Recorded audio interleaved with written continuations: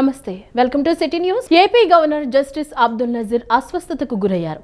కడుపు నొప్పితో తాడేపల్లిలోని మణిపాల్ ఆసుపత్రిలో ఈ రోజు ఉదయం చేరారు.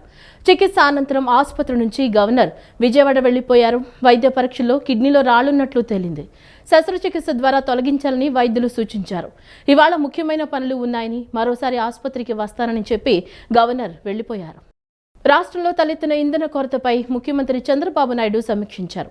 పలు జిల్లాల్లో పెట్రోల్ బంకులు మూతపడడంతో వాహనదారులు, రైతులు ఇబ్బందులు పడుతున్న విషయాన్ని అధికారుల దృష్టికి తీసుకెళ్లారు. సమస్యను తక్షణమే పరిష్కరించాలని సీఎం ఆదేశించారు. ప్రజలకు ఇబ్బంది కలగకుండా చర్యలు చేపట్టాలని సీఎస్ సాయి ప్రసాద్ పౌర సరఫరాల శాఖ అధికారులను ఆదేశించారు. జిల్లా కలెక్టర్లతో సమన్వయం చేసుకుని పరిస్థితిని చక్కదిద్దాలన్నారు.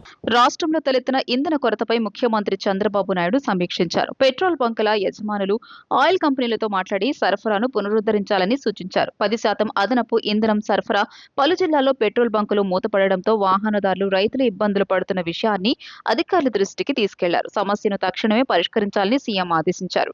సీఎం ఆదేశాలతో అధికారులు అప్రమత్తమయ్యారు. పౌర సరఫరాల శాఖ అధికారులు పెట్రోలియం డీలర్స్ అసోసియేషన్తో ఫోన్లో చర్చించారు. స్టాక్ లేని బంకుల వివరాలను వెంటనే అందించాలని ఆదేశించారు. దీంతో రాష్ట్ర డీలర్స్ అసోసియేషన్ జిల్లాల అధ్యక్షులకు సమాచారం పంపింది. స్టాక్ సమస్య ఉన్న డీలర్లు టోల్ ఫ్రీ నెంబర్ 1967 కు ఫోన్ చేసి వివరాలు నమోదు చేయాలని పౌర సరఫరాల కమిషనర్ కోరారు. కాగా గత ఏప్రిల్ కంటే 10% అదనపు ఇంధనాన్ని సరఫరా చేసేందుకు ఆయిల్ కంపెనీలు అంగీకరించాయి.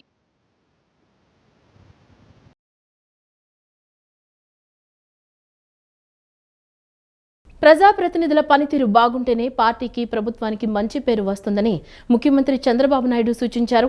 ప్రత్యర్థులపై ప్రజల్లో ఉన్న వ్యతిరేకత ఆధారంగానే కాదు, మన పాజిటివ్ ఓటు పెంచుకునేలా శ్రమించాలన్నారు. కూటమి పార్టీలు సమన్వయంతో పనిచేయాలని, ప్రతి ఒక్కరూ వారి పనితీరుపై ఆత్మవిమర్శ చేసుకోవాలన్నారు. ఎంపీ, విజయవాడ పరిధిలో 3 ఎమ్మెల్యేలతో నగరపాలక కమిషనర్ సమావేశాలు పెట్టుకోవాలని, నగర సమస్యల పరిష్కారానికి కమిషనర్ చొరవ తీసుకునేలా కలెక్టర్ పర్యవేక్షించాలన్నారు. విజయవాడలో ఇళ్ల పట్టాల సమస్యను 3 నెలల్లో పరిష్కరించాలని సూచించారు. ఎన్టీఆర్ జిల్లా ప్రజాప్రతినిధులతో సీఎం చంద్రబాబు నిన్న రాత్రి సమీక్షించారు. పనితీరు, సమస్యల పరిష్కారం, వ్యవహార శైలి, ప్రజలకు అందుబాటులో ఉండడం అంశాల ఆధారంగా ప్రజాప్రతినిధులకు ర్యాంకులు ఇచ్చారు. వివిధ సర్వేల ద్వారా వచ్చిన నివేదికలను వారికి సీఎం అందించారు. ముఖ్యమంత్రి మాట్లాడుతూ, గత ఎన్నికల్లో అన్ని అంశాలు బేరీజు వేసుకుని టికెట్లు ఇచ్చామని, అప్పటి పరిస్థితులను అనుసరించి కొత్తగా పార్టీలోకి వచ్చిన వారికి సైతం టికెట్ ఇచ్చానన్నారు. ఆర్థిక కష్టాలున్న అభివృద్ధి, సంక్షేమం చేపడుతున్నామని, ప్రజల ఆశలు నెరవేర్చేందుకు ప్రభుత్వ పరంగా అన్ని చర్యలు తీసుకుంటున్నామని చెప్పారు. ప్రజాప్రతినిధుల వ్యవహార శైలిలో తేడాలుంటే ప్రజలు మెచ్చరని చెప్పారు. విజయవాడలో ఇళ్ల పట్టాల సమస్యను 3 నెలల్లో పరిష్కరించాలని సూచించారు. సాంకేతిక ఇబ్బందులు ఉంటే అవసరం మేరకు నిబంధనలు సడలించి మానవీయ కోణంలో చక్కదిద్దాలన్నారు. నిధుల లభ్యతను అనుసరించి ప్రాధాన్యాల వారీగా పనులు చేపట్టాలని ఆదేశించారు. విజయవాడలో పీపీపీ విధానంలో పార్కుల అభివృద్ధికి చర్యలు తీసుకోవాలని సూచించారు. మినీ ఎస్టీపీల ఏర్పాటు, రామకృష్ణనగర్లో రిటైనింగ్ వాల్ నిర్మాణానికి చర్యలు, భవానీపురంలో ఒలింపిక్ ఎక్స్టెన్స్ సెంటర్ ఫర్ రోయింగ్ ఏర్పాటుకు అంగీకరించారు. దేవీనగర్ నుంచి బాంబే కాలనీ వరకు సింగ్ నగర్ వద్ద 2వ వంతెన నిర్మాణానికి సీఎం ఆదేశించారు. సెంట్రల్లో డ్రగ్స్ పునరావాస కేంద్రం ఏర్పాటు, జగ్గైపేటలో 30 పడకల ఈఎస్ఐ ఆసుపత్రి ఏర్పాటుకు సమ్మతించారు. ఇబ్రహీంపట్నంలో అన్నా క్యాంటీన్ ఏర్పాటుకు గ్రీన్ సిగ్నల్ ఇచ్చారు. ఇబ్రహీంపట్నంలో మల్లెపూల మార్కెట్ను అర్బన్ ఛాలెంజ్ ఫండ్ కింద ఏర్పాటు చేయాలని సీఎం ఆదేశించారు. సమాజంలో పంచాయతీరాజ్ వ్యవస్థ పాత్ర ఎంతో కీలకమని మంత్రి కొల్లు రవీంద్ర అన్నారు. గ్రామ స్వరాజ్యం సాధించే దిశగా కూటమి ప్రభుత్వం పంచాయతీరాజ్ వ్యవస్థలో సమూల మార్పులు తీసుకొస్తోందన్నారు. జిల్లాలో ఎక్కువ సముద్ర తీర ప్రాంతం ఉండడంతో త్రాగునీటి సమస్య పరిష్కరించేందుకు జల్ జీవన్ మిషన్ అమలులో జిల్లాపై ప్రత్యేక దృష్టి పెట్టాలని సీఎం, డిప్యూటీ సీఎంలను కోరినట్లు వివరించారు. పంచాయతీరాజ్ దినోత్సవాన్ని పురస్కరించుకుని జెడ్పీ కన్వెన్షన్ హాల్లో నేడు నిర్వహించిన కార్యక్రమంలో ఆయన మాట్లాడారు. ప్రభుత్వాలు అమలు చేసే పథకాలను క్షేత్రస్థాయిలో అమలు పరచడంలో పంచాయతీరాజ్ ఉద్యోగులపై గురుతర బాధ్యత ఉంటుందన్నారు. CM Chandrababu, deputy CM Pawan Kalyan పంచాయతీలపై ప్రత్యేక శ్రద్ధ తీసుకుంటున్నారని, ప్రస్తుత ఆర్థిక సంవత్సర బడ్జెట్లో పంచాయతీరాజ్కు 22,942 కోట్లు కేటాయించారన్నారు. దేశంలో ఉపాధి హామీ పథకం ద్వారా మెటీరియల్ కాంపోనెంట్ తీసుకొచ్చి గ్రామీణ ప్రాంతాల్లో కిలోమీటర్ల మేర రహదారులు వేసిన ఘనత అప్పటి పంచాయతీరాజ్ శాఖ మంత్రి నారా లోకేష్ కు దక్కుతుందన్నారు. జిల్లాలో ఎక్కువ సముద్ర తీర ప్రాంతం ఉండడంతో తాగునీటి సమస్య పరిష్కరించేందుకు జల్ జీవన్ మిషన్ అమలులో జిల్లాపై ప్రత్యేక దృష్టి పెట్టాలని సీఎం, డిప్యూటీ సీఎంలను కోరినట్లు వివరించారు. పంచాయతీల్లో మంచి ఫలితాలు సాధించిన ఉద్యోగులకు ప్రశంసా పత్రాలు ప్రదానం చేశారు. Incharge collector M Naveen, ZP CEO Aruna, డిఎల్పీఓలు రజావుల్లా, సంపత్ కుమారి తదితరులు పాల్గొన్నారు. ముఖ్యమంత్రి చంద్రబాబు నేడు ముంబైకి వెళ్లనున్నారు. ఎకనామిక్ టైమ్స్ పత్రిక చంద్రబాబుకు నేడు business reformer of the year award ప్రదానం చేయనుంది. ముంబైలో జరిగే ఎకనామిక్ టైమ్స్ 26వ కార్పొరేట్ ఎక్సలెన్స్ అవార్డుల ప్రదానోత్సవంలో చంద్రబాబు పాల్గొనున్నారు. కార్యక్రమానికి కేంద్ర ఆర్థిక మంత్రి నిర్మలా సీతారామన్ ముఖ్య అతిథిగా హాజరు కానున్నారు. చంద్రబాబుని అవార్డు గ్రహీతగానే కాకుండా ఆ కార్యక్రమానికి గౌరవ అతిథిగాను ఎకనామిక్ టైమ్స్ ఆహ్వానించింది. పలువురు కార్పొరేట్ రంగ ప్రముఖులు ఈ కార్యక్రమంలో పాల్గొంటారు. ప్రముఖ సినీ నటుడు అడవిశేషు విజయవాడ ఇంద్రకీలాద్రిపై దుర్గమ్మను దర్శించుకున్నారు. అడవిశేష్ కథానాయకుడిగా నటించిన డెకాయిట్ సినిమా విజయవంతం కావడంతో సినిమా ప్రమోషన్లు భాగంగా విజయవాడ వచ్చారు. విజయవాడ ఇంద్రకీలాద్రిపై దుర్గమ్మ దర్శనానికి వచ్చారు. ఆలయ అధికారులు అమ్మవారి దర్శనం కల్పించారు. అనంతరం వేద మండపంలో వేద పండితులు వేద ఆశీర్వచనం చేశారు. అమ్మవారి లడ్డూ ప్రసాదం శేషవస్త్రాన్ని అందజేశారు. ఓం సదంజీవ శరదో వర్ధమానేత్య విలిగమో భవతే నమితే సదంజీర్ఘమాయుర్మరుదేన వర్ధయంతి తమేనమేవ శతాత్మానం భవతి శతమైశ్వర్యం భవతి శతమితి శతందీర్ఘమాయుః ఆయుర్దాగ్నే హవిషోదశానో ఘృతప్రదీకో ఘృతయోనిరేధి ఘృతం వీత్వా మధుచారుగవ్యం విదేవ పుత్రమభిరక్షదాదిమం పశ్యతి పుత్రం పశ్యతి పౌత్రం ప్రజయా పశుభిర్మిథునైర్జాయతే యస్యేవం విదుషోऽగ్నిహోత్రం జుహ్వతి యోతైన దేవం వేద శరణాగత దీనార్థ పరిత్రాణపరాయణే సర్వస్యార్థి హరే దేవి నారాయణి నమోస్తుతే. మహాలక్ష్మీ మహాసరస్వతి స్వరూపిణి కనకదుర్గాం ప్రాణేత్ర అనుగ్రహ ప్రసాద సిద్ధిరస్తు రాజద్వారే రాజపురే సర్వదా విప్రేయ సిద్ధిరస్తు తథాస్తు ఇష్ట మనోరథ సిద్ధిరస్తు తథాస్తు దర్శనం ప్రాప్తిరస్తు తథాస్తు.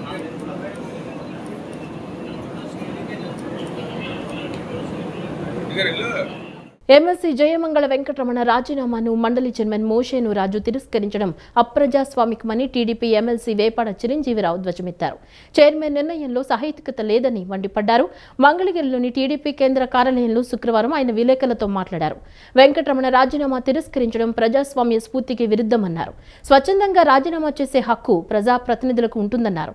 వెంకటరమణతో పాటు కర్రి పద్మశ్రీ, మర్రి రాజశేఖర్, బల్లి కళ్యాణ చక్రవర్తి, పోతల సునీత, జాకియా ఖాన్లు వైకాపాతో పాటు తమ ఎమ్మెల్సీ పదవులకు కూడా రాజీనామా చేశారన్నారు.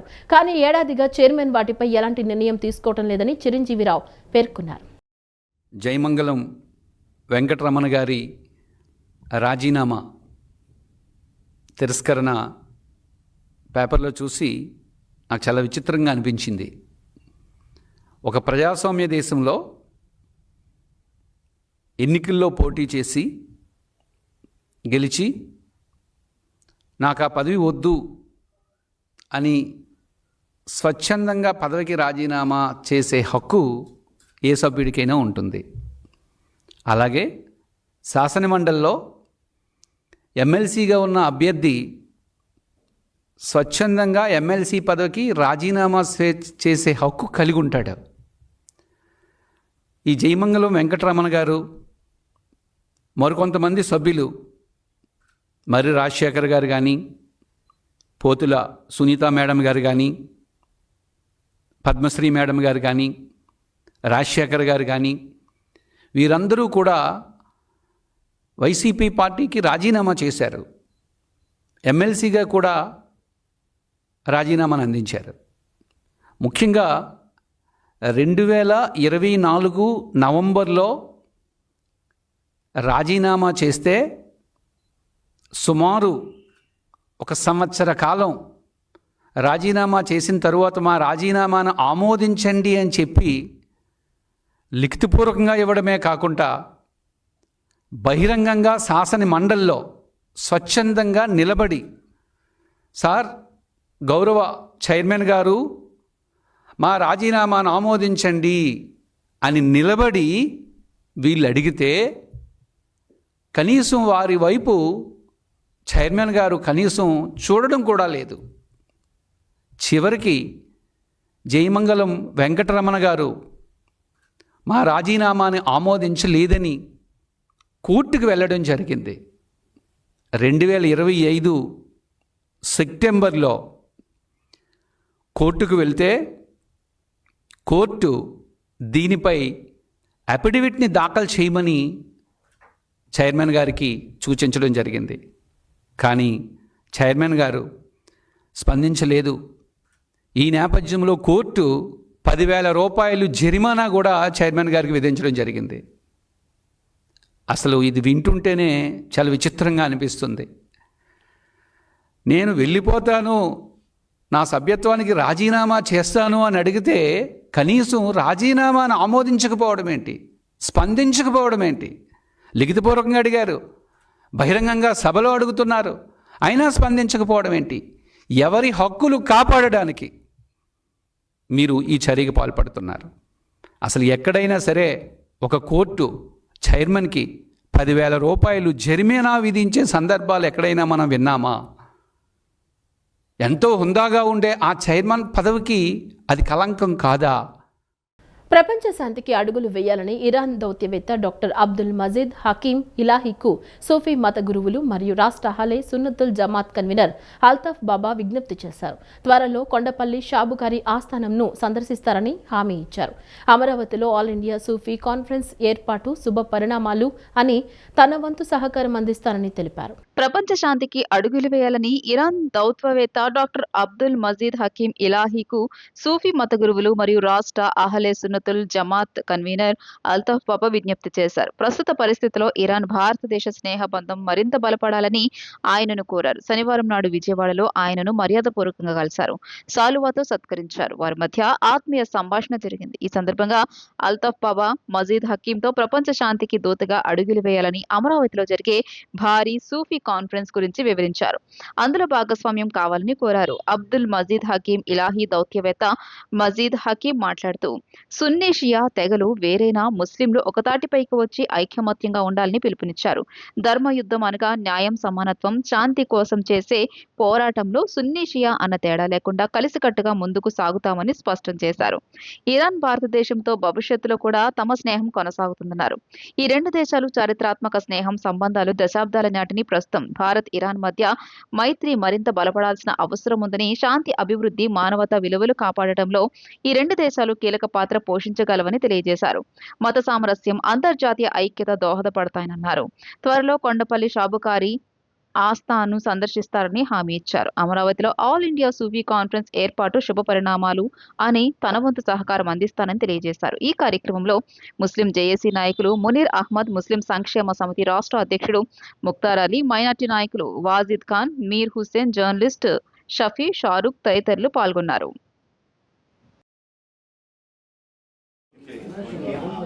Well, you know, this war is unexpected war. We didn't want this war. We didn't want this war. We didn't start this war. And the other people initiated this war and created this war against us.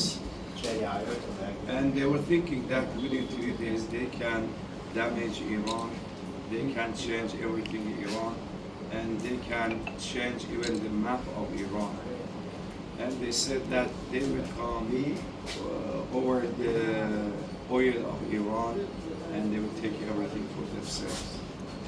But Iran stood up against them and defends itself.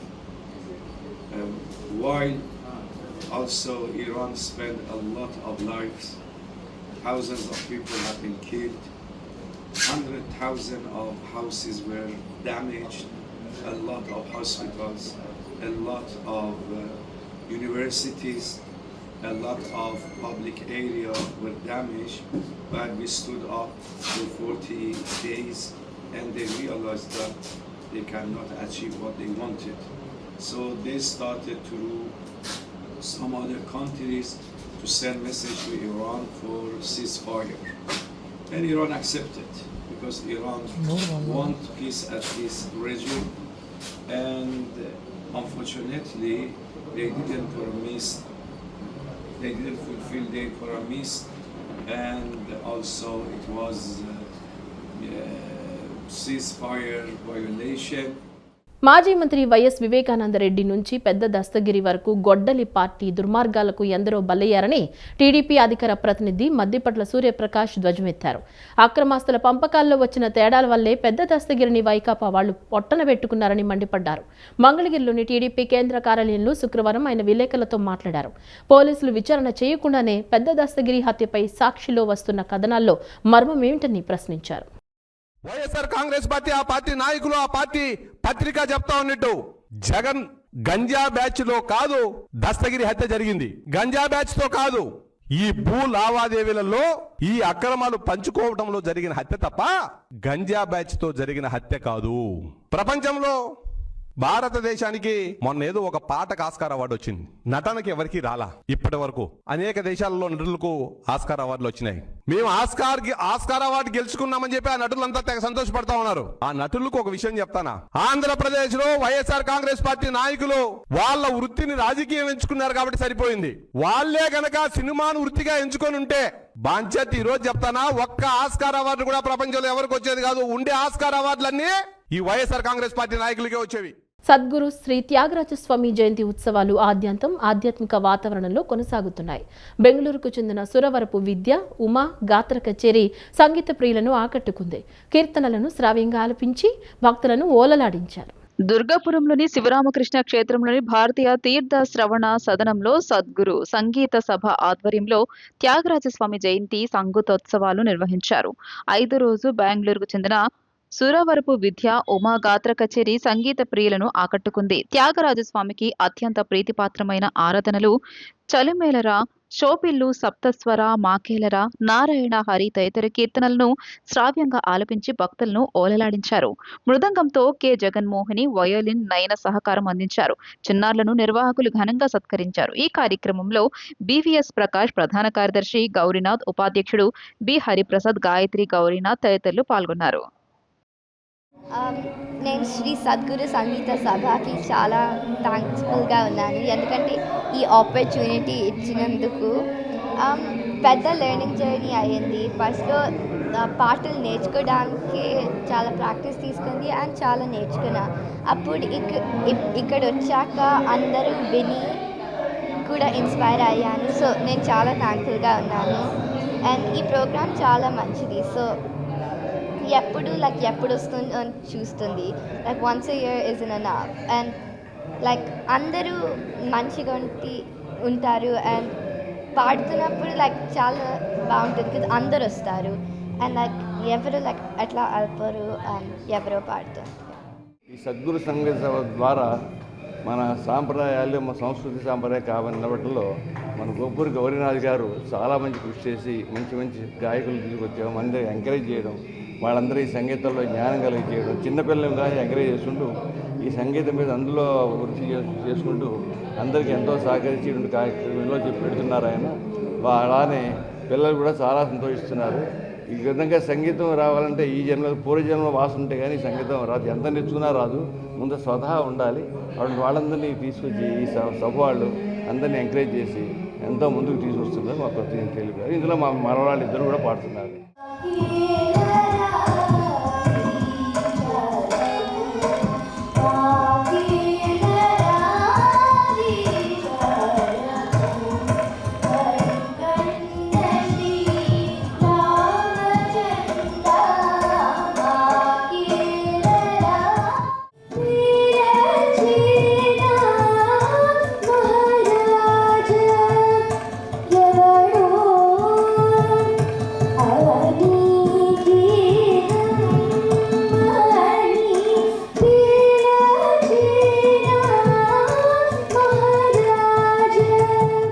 ఈ వార్తలు ఇంతటితో సమాప్తం. నమస్కారం.